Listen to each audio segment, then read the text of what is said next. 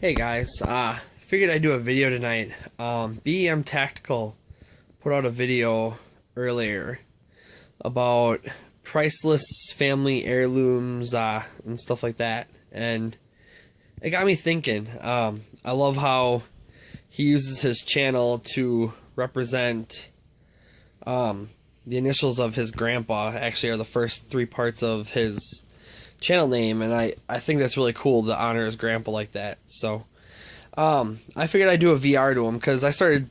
As soon as he showed the guns, it instantly made me think of the priceless family heirlooms that I have in my gun cabinet. And even though I may not shoot them as much as I used to, I still get use out of them and enjoy the memories that they've made over the years. So I'm gonna go through my three. I have three, just like him, and I'll go through them. The first one is an Ithaca M66 Super Single. I can tell you right now, there's no bead on the end of it. This gun has a full choke, and when you're shooting birdshot, it's just fine. But the second you run a slug down it, it's super accurate, but you're gonna lose your bead.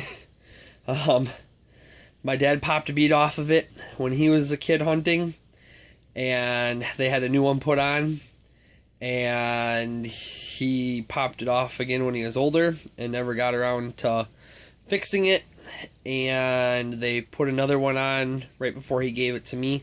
This was my first firearm that I had actually gotten myself. My dad gave that to me when I was 12, just when I was old enough to deer hunt, and he had it redone. You can kind of see from some of the wear on it. The M66 Super Single Ithacas actually have aluminum receivers and a lot of aluminum parts within the receiver. Or actually, the receiver I believe is steel possibly. So the ballooning does work, but the actual lever on it is aluminum. So needless to say, that one, the traditional ballooning chips off pretty easy. So there's a reasonable chance I'm gonna give this to my son for his first deer gun, or possibly one of my daughters if they show interest in deer hunting. This is what got me started, and unlike my father, I'm gonna add about 3 pounds of lead into a bar in the back of that stock because that gun is so light.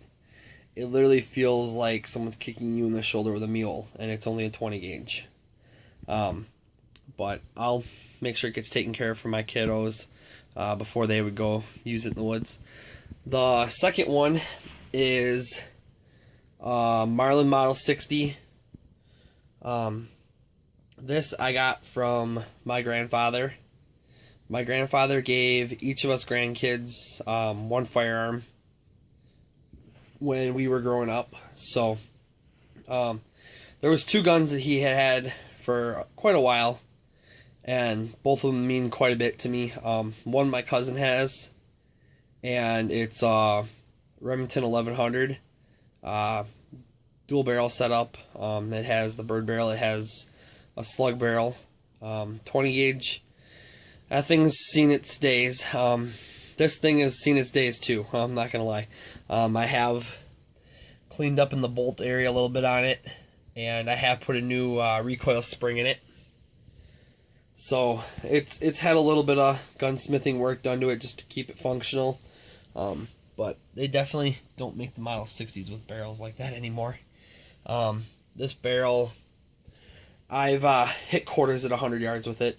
So I mean it's an accurate 22. I've shot raccoons at 200 with it before. It's definitely a nice little gun. One of these days I'm gonna find another 4x32 Tasco to put on it, because that's what my grandpa had on it.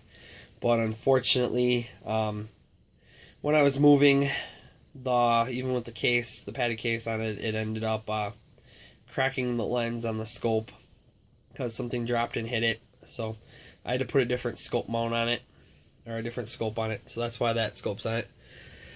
And last but not least, Mossberg 500 in 410.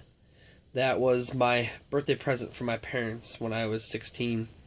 I can't even tell you how many pheasants that gun has taken over the years. That is pretty much my go-to pheasant gun every year. I've shot some rabbits and stuff with it, but man, the amount of birds I've shot with that gun over the years, I can't even tell you. So if you guys ever see me buying up 410 ammo, and you're like, why on earth is he buying up 410 ammo? Well, you know why. I can't use slugs in Wisconsin, really, except for at the range, pretty much. So I enjoy some slugs at the range, but this is definitely a bird barrel gun.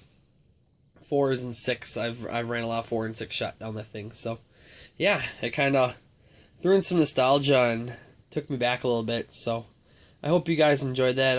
I think it'd be kind of cool to see what some of your guys' family heirlooms are. It's just kind of a cool topic to me. So if you get the chance, post a VR to BEM Tactical. And if you're not subscribed to him, guys, head over to his channel and subscribe to him.